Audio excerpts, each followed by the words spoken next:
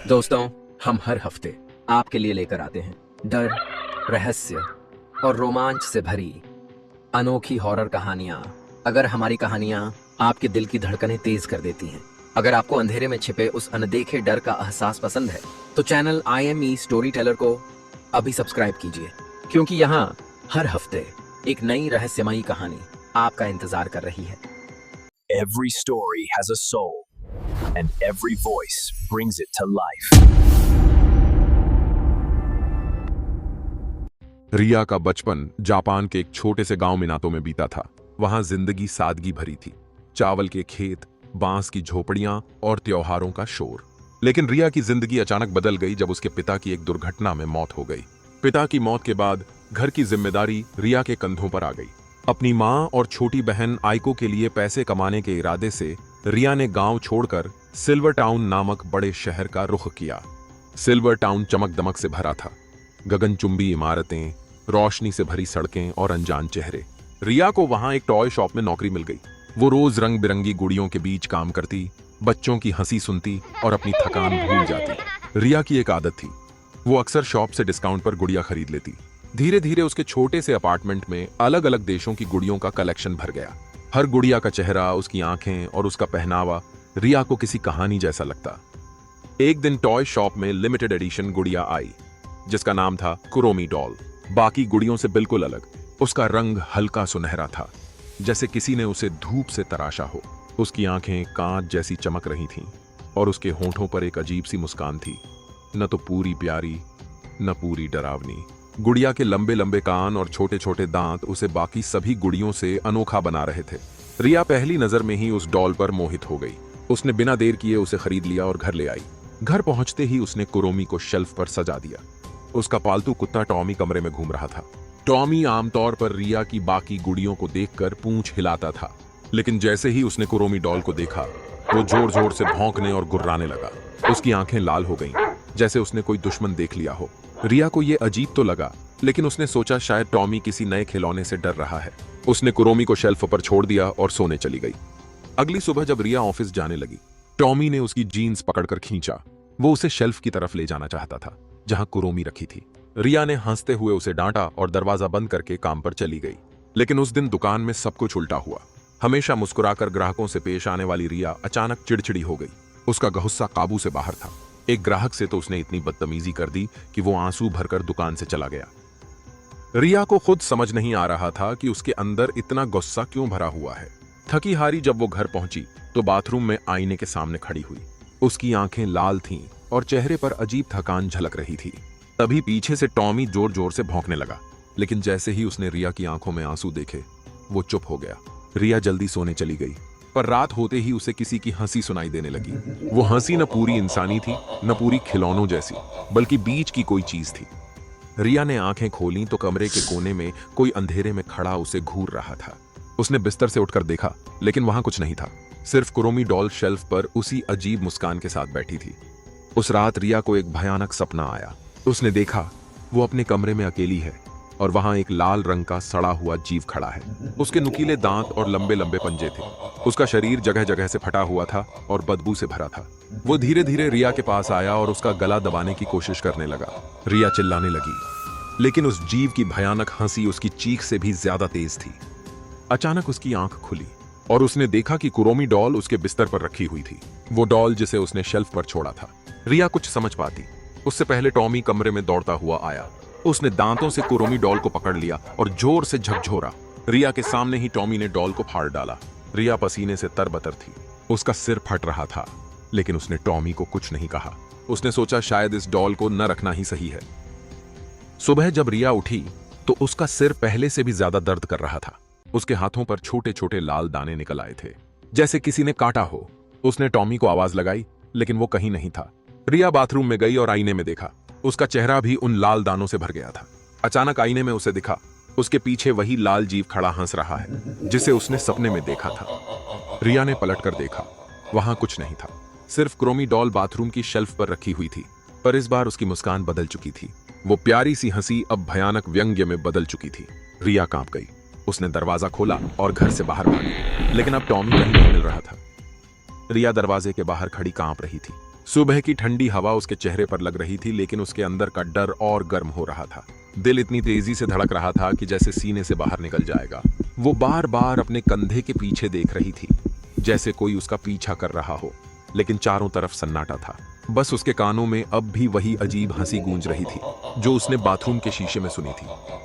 रिया पूरे मोहल्ले में टॉमी को ढूंढती रही। Tommy, Tommy! उसकी आवाज गूंज रही थी, लेकिन जवाब में सिर्फ खामोशी थी। जब वो घर वापस लौटी तो उसके होश उड़ गए। किचन के सिंक के नीचे खून फैला हुआ था और वहां टॉमी का शव पड़ा था। उसके छोटे छोटे दांत अब भी कुरोमी डॉल के कपड़े के टुकड़े दबाए हुए थे।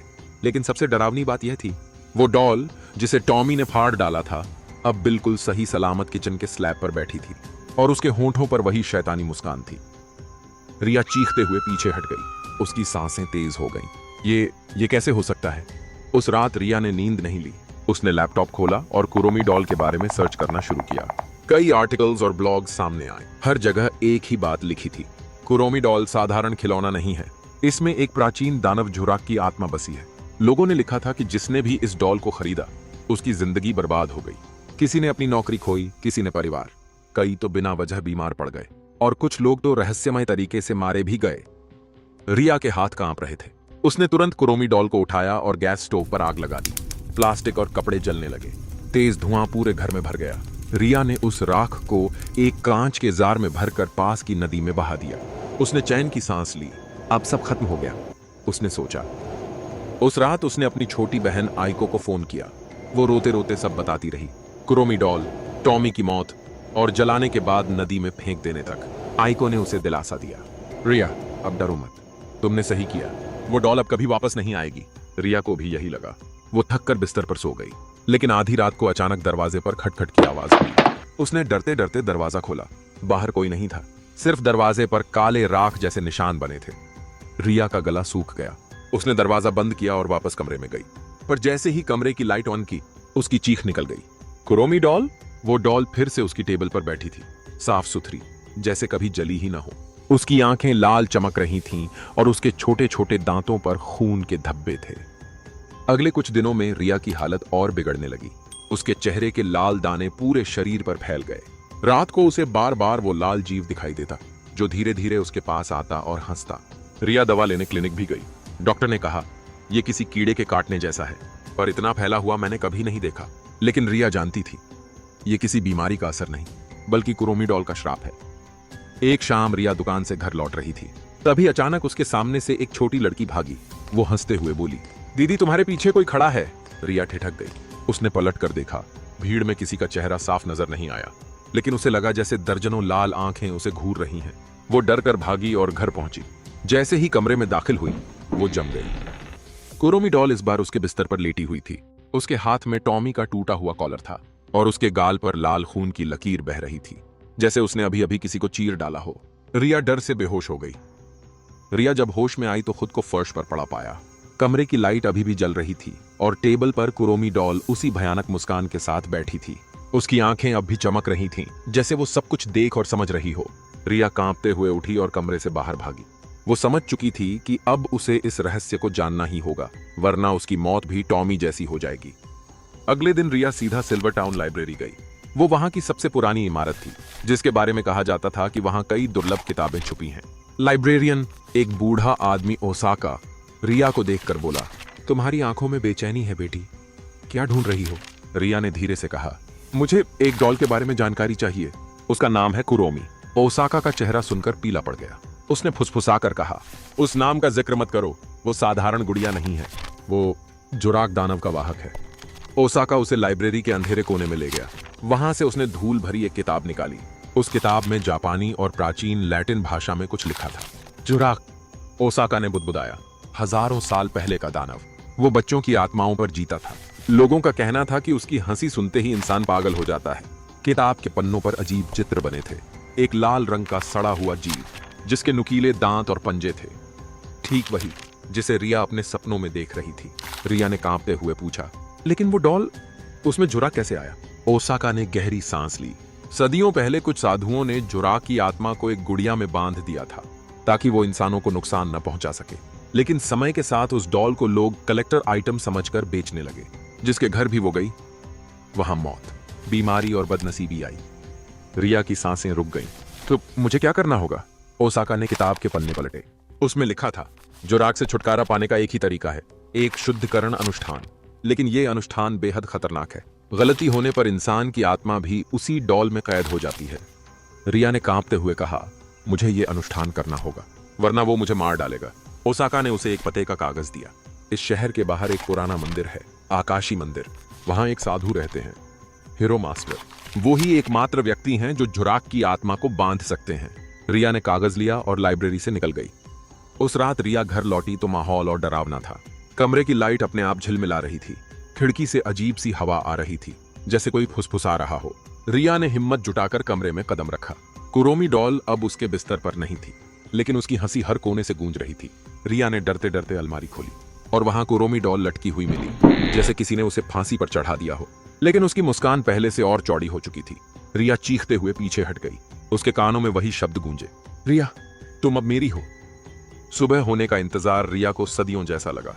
आखिरकार सूरज की किरणों के साथ उसने अपना बैग उठाया और आकाशी मंदिर की ओर निकल पड़ी। वो जानती थी कि अब ये डॉल सिर्फ एक खिलौना नहीं, बल्कि उसकी मौत का संदेशवाहक है।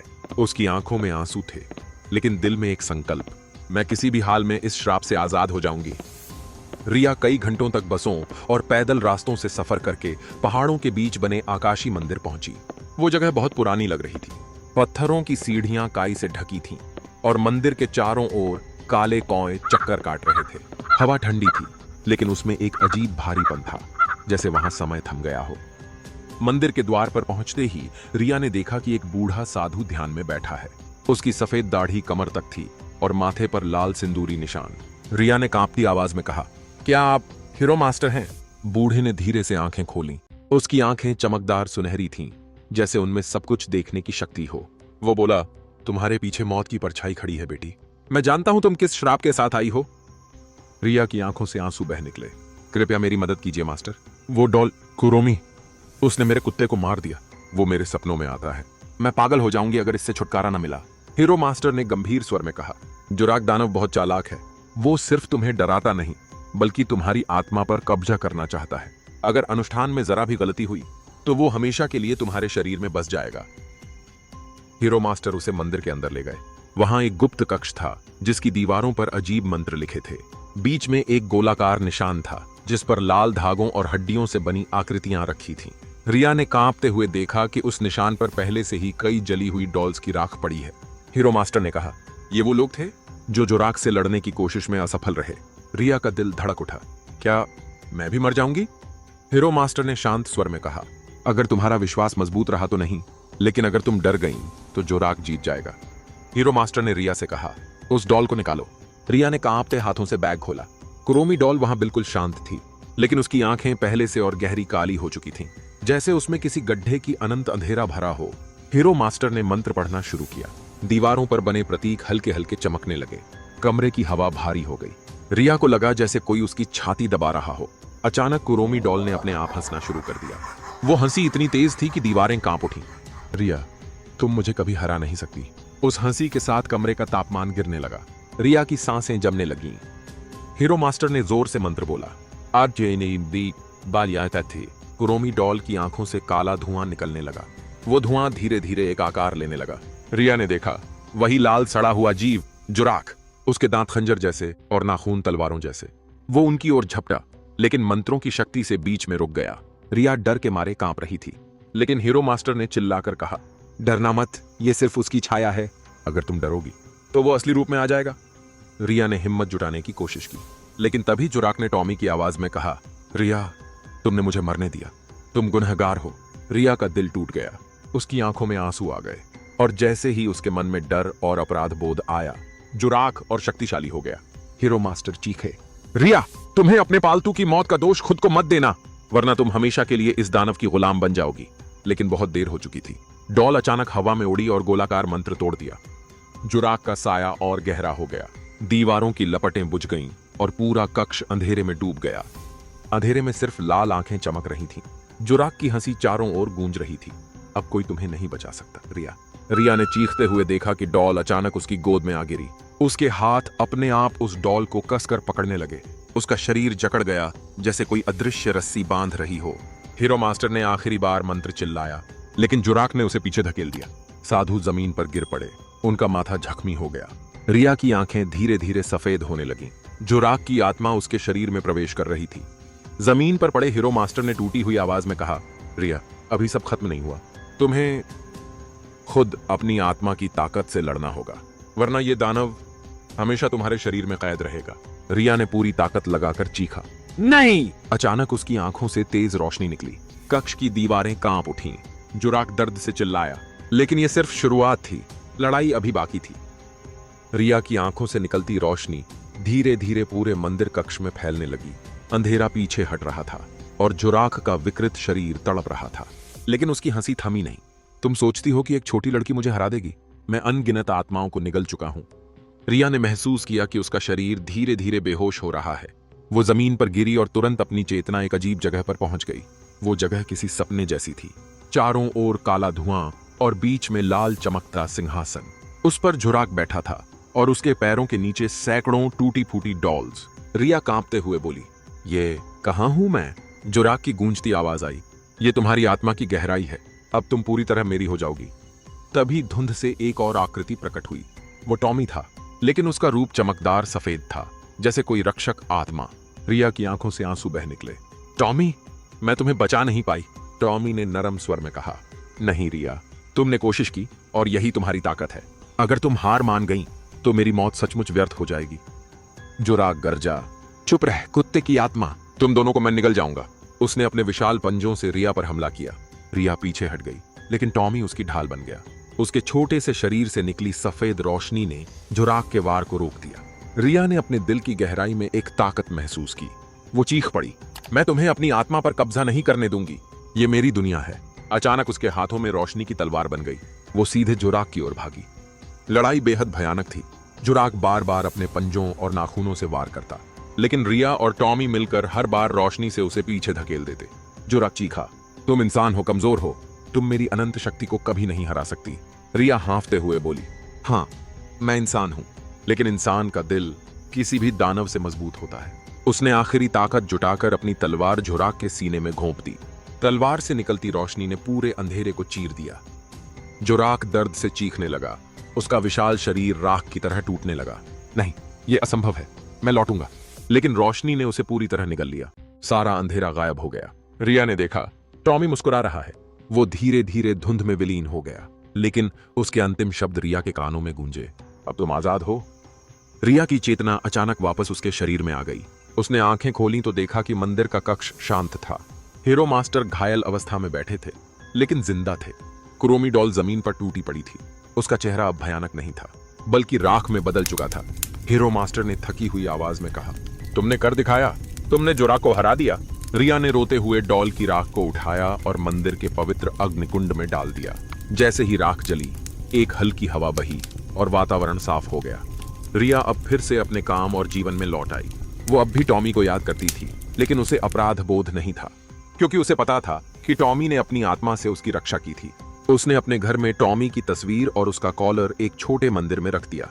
हर सुबह वो वहां दीप जलाती और फुसफुसाती, धन्यवाद मेरे प्यारे दोस्त। लेकिन कहानी यहीं खत्म नहीं हुई, क्योंकि कुछ ही समय बाद इंटरनेट पर एक खबर फैली। दुनिया के कई देशों में अब भी कुरोमी डॉल्स मिल रही हैं। कुछ लोग दावा करते हैं कि उनमें जुराक की आत्मा का अंश अब भी बसा है। रिया ने वो खबर पढ़ी और कांप गई। उसने धीरे से खिड़की के बाहर देखा। रात के अंधेरे में उसे लगा कि दूर कहीं लाल आंखें चमक रही हैं, और फिर एक फुसफुसाहट, रिया, मैं लौटूंगा। कहानी यहीं खत्म होती है। लेकिन क्या सचमुच जुराक हमेशा के लिए मिट गया, या वो किसी नई कुरोमी डॉल में लौटेगा? शायद इसका जवाब भविष्य ही देगा।